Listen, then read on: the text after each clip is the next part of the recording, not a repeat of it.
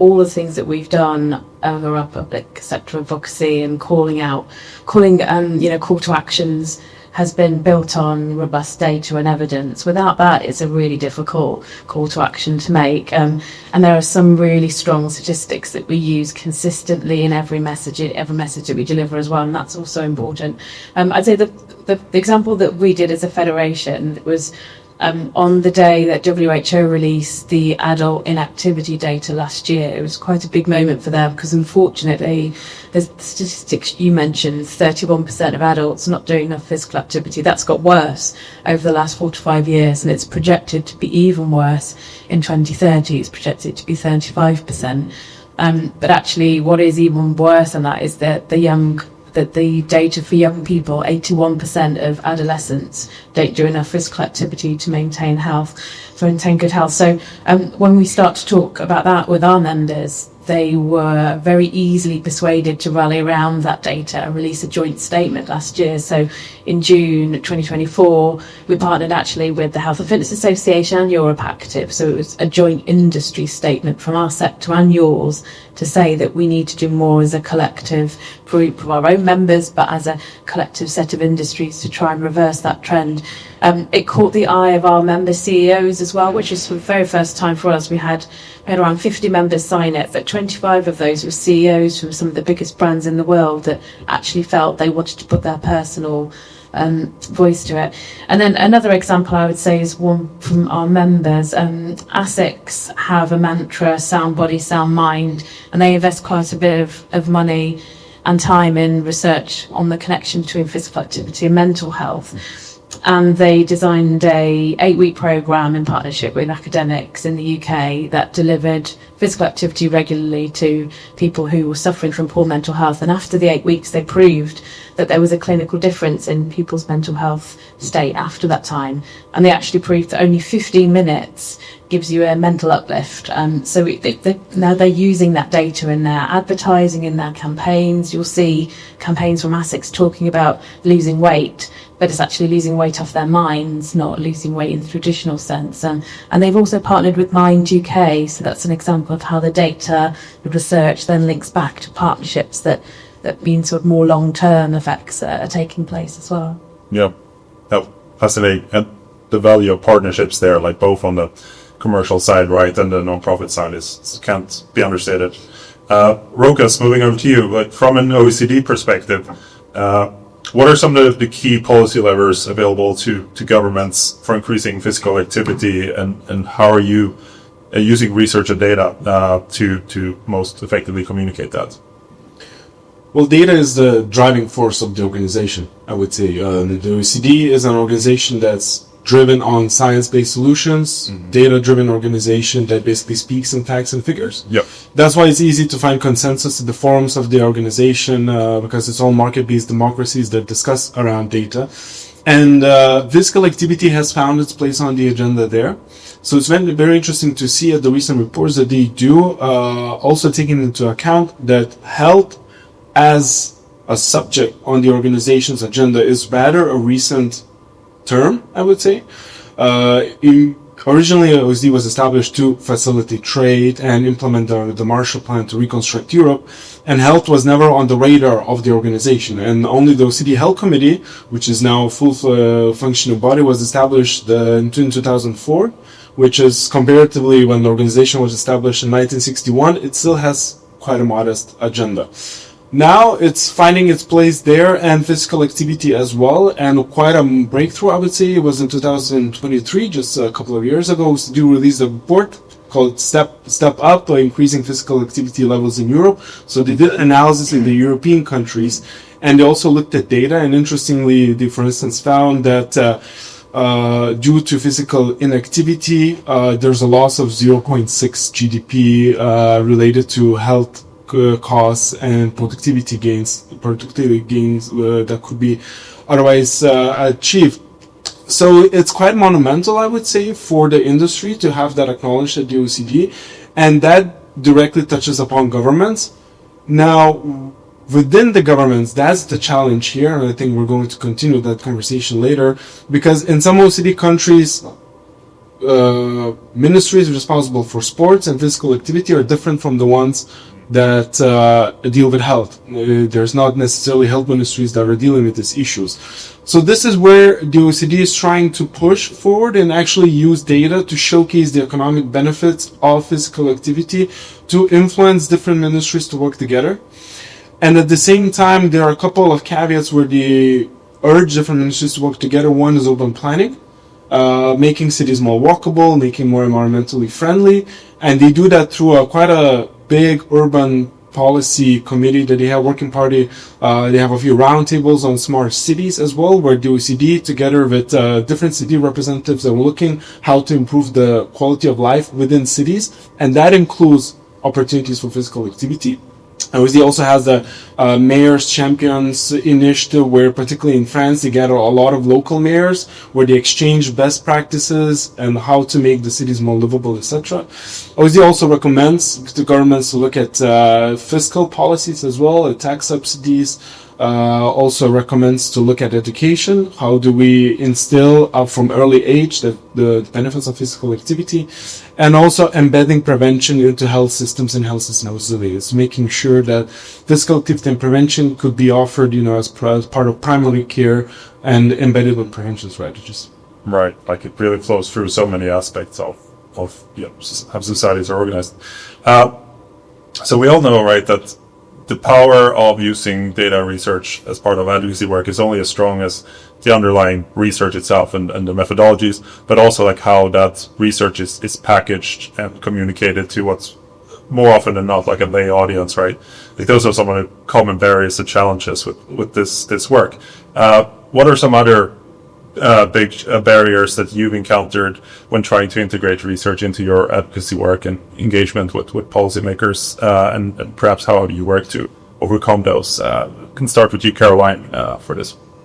Yeah, I think the biggest barrier is actually having a conversation with the policymakers.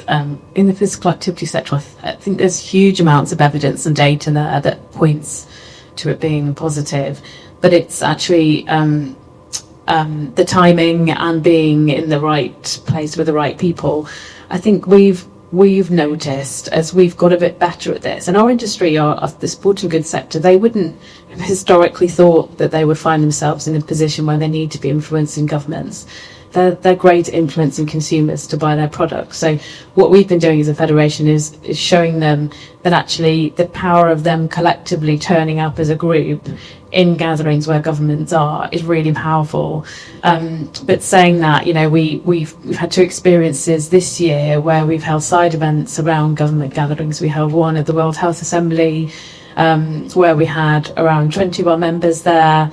A whole host of health sector partners. We had two governments, one that we'd organised to speak and one that I think you just happened to want to come and see Cigar Southgate talk. So we're there dropping our messages and dropping the data in, but actually it's not necessarily that easily heard. And we had another experience at the UN General Assembly last week. We held a similar event.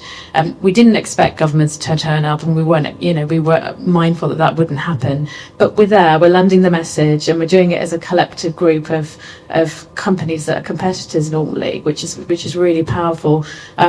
We've also been trying to remove the barriers. We've also been publishing reports. So we did a policy paper with business at OECD in January, which collated all of the evidence on the benefits of physical activity. It was targeted at governments, and it included some examples of why the private sector was a partner that they should want to be talking to. And we had our own impact report that we published in May, which was a collection of examples from our members about what they're doing to remove barriers to physical activity. So there's lots of reasons why we want to talk to them, but there's nervousness. And just to finish, I would say, when we're at these government gatherings, we're being invited now to these roundtable discussions, but we haven't been historically.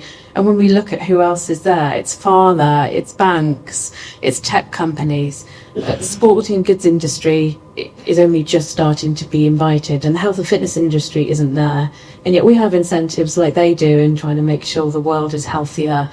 So that's certainly a takeaway. The barriers are there, but we're just chipping away at them. I can't say we've got the golden ticket yet, but we're doing our best to sort of chip away. It's better late than never, right?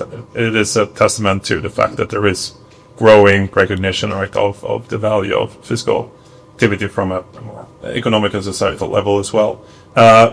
Rokas, continuing with you, same question. Are you dealing with similar challenges as Caroline, or different ones? Very much so, in a way, yes and no. One is that it helps, we have the institutional stakeholder status, meaning that the OECD and governments, they want us at the table. But then, particularly on health, this has been changing for much better lately. But at the beginning, just as the OECD created the program on health, it was quite a closed discussion, and I think governments as well, when they would organize their events on health, they would invite their stakeholders from academia or government agencies, etc., and not even invite private sector to the table. So many discussions at the OECD Health Committee originally were quite close to participation for the private sector, because they thought, oh, it's just pharma companies that want to talk about pharma pricing, right? Which, I mean, there's some truth to that, true, but we have been really doing well in expanding our scope of representativeness in terms of the private sector. In our network now, we have the active participation of both WFSGI and HFA in fiscal activity. We have hospitals, healthcare companies, even alcohol industry as well, food and beverage participating.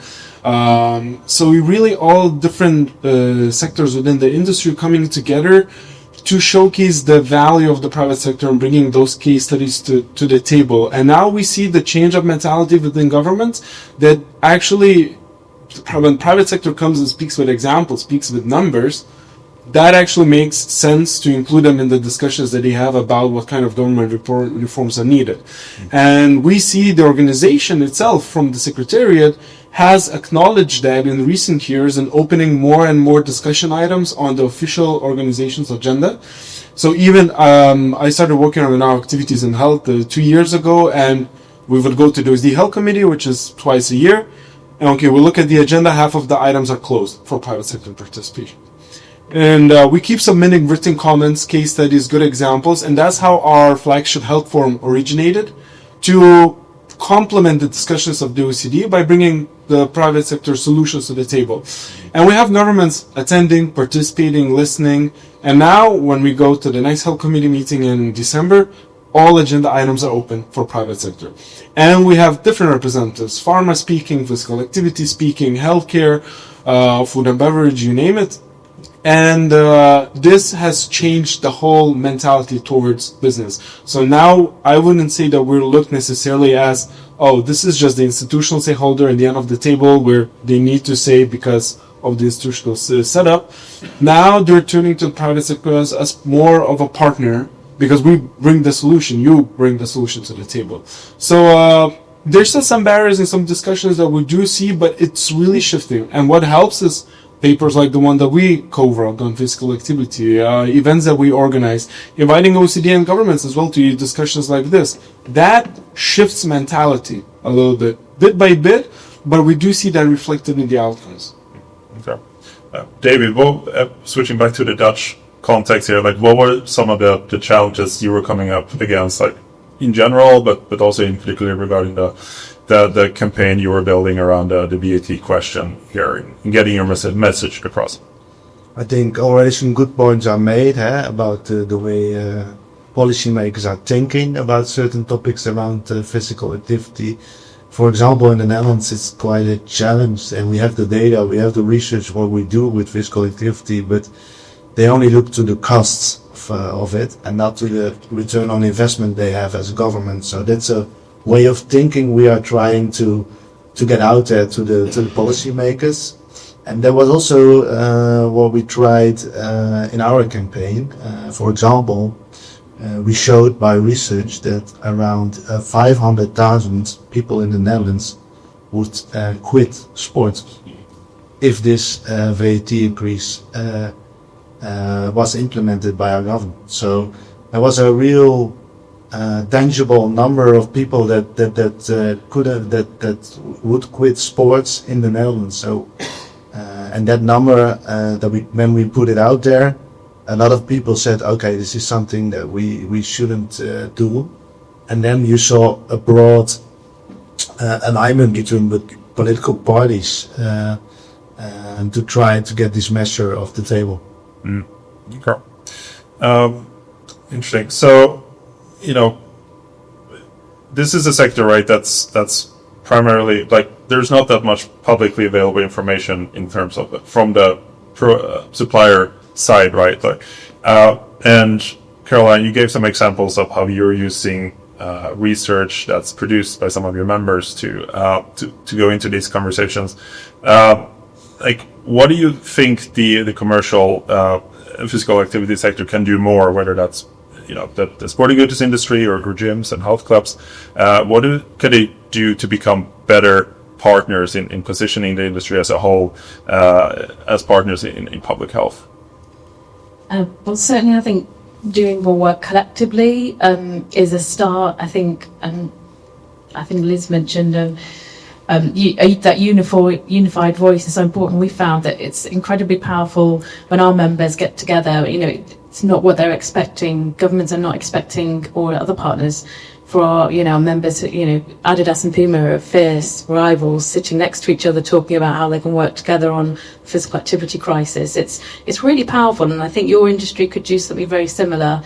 I would also say that your industry's probably got huge more advantages than we have around how you can demonstrate tangible benefits to physical activity. We sell products and services, I guess, but they are a means to be active. But you'll find that people will buy our branded stuff and they will live sedentary lives and not run or cycle or walk or anything. So there was a little bit of a danger there. But with your industry, if they're engaged and in a membership, they should be regularly participating in physical activity. And I think you're also integrated more into communities than we are. You've got that tangible evidence to say, we're providing X amount of sessions in a local area, you're employing X amount of young people. And I think just lastly, I was really encouraged yesterday when I heard about what this industry is doing to attract Gen Z. And, with that statistic I mentioned at the start, there was a bit of a cliff edge, we may be facing in the next 5 to 10 years with the youth generation now preferring devices to meet their friends rather than going to the park to play football. That is a generation that's going to need something to really shift their mindset. And I was welcoming kind of all the ideas yesterday that this industry is thinking about. So I think that's a big advantage that you have. If you can prove that you are already capturing the interests of young people, which I think you are, because from what I heard earlier, then that's a really strong piece of information to deliver to policymakers to say this is essential that we carry on doing this, because otherwise, that 81% of people are going to be a big health burden in the future. Yeah. Finally, I want to just be forward-looking a little bit and see that if we truly want to turn the dials on the global physical and activity crisis, what do you think should be our top advocacy priorities over, say, the next 3 to 5 years?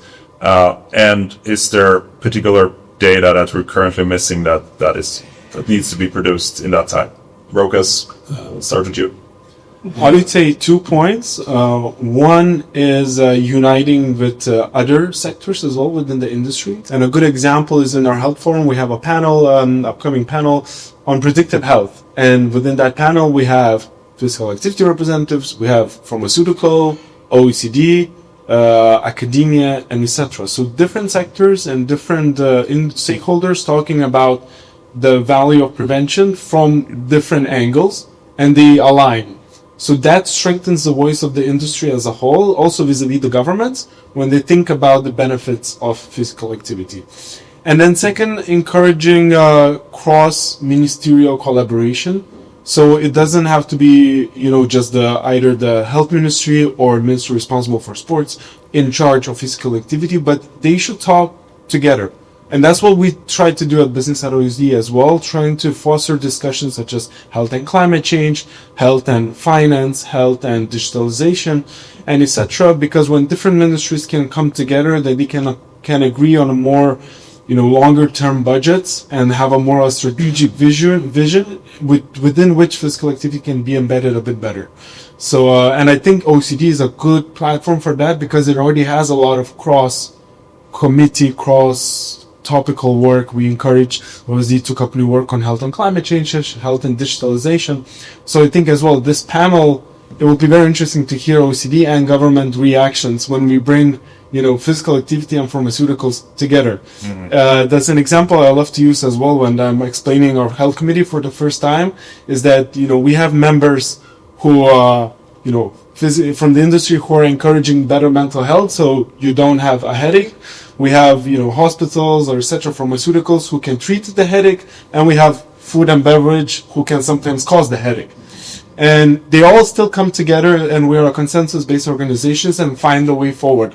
That strengthens the voice of different sectors when it comes together as well. So we can try to get the message across the table better. David, to you, same questions basically, but yeah, what's the football federation's priorities going forward in the next couple of years here to help you position yourself as this social actor?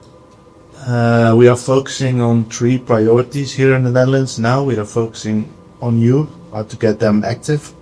So that's a priority, because when you start young with sports, you will keep sports alive at the elder age, of course. So we are focusing on children to get them active.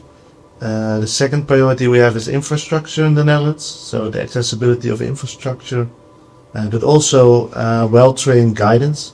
You need coaches and other trainers to guidance the sports. And then our third priority is to take away financial barriers, and there is something that we believe in: dream big. So free sports for everybody below 18. And finally, Caroline, so what's the sporting goods industry focused on for the next couple of years to shift the dial on physical activity? Well, we're going to continue to work as a collective and grow the number of members that are in our physical activity committee from 25 at the moment. We want to try and increase that to at least 40. We recognise working as a collective is really powerful. We want to target the governments a bit more directly. There was a declaration proposed last week at the UN General Assembly. I mentioned non-communicable diseases. Physical inactivity is one of the risk factors, but it's been overlooked by all the other risk factors: poor diet, alcohol and tobacco. So it got its moment. The IOC president was there at the high-level meeting and spoke very strongly about the importance of moving for health. So we will be flying on the coattails of her message and repeating that to governments. And then I'd say that the last one really is what we're trying to encourage our members to do is be a bit braver around their target audiences. We want them to be targeting inactive audiences, which typically for them isn't the customer that they would normally go for. They're the hardest customers to convert, perhaps similar to their customers in the health and fitness industry, the sedentary inactive. So they're the ones that you really do feel like you can nudge. But let's be brave and think about what we can do for that audience, because there's 1.8 billion adults that are inactive. And that's an opportunity, and that's how we've been framing it with our membership, and they've really started to listen. Well, there's clearly a lot more work to do for all of us if we want to shift the trend right now. And so let's keep talking to each other. Let's keep exchanging best practices, the case studies. And there are some great ones that we could draw inspiration from, like the Dutch example, for example. So excited. Thank you all for joining this conversation. I thought it's been very informative. And we'll switch it over now to Mike and his panel of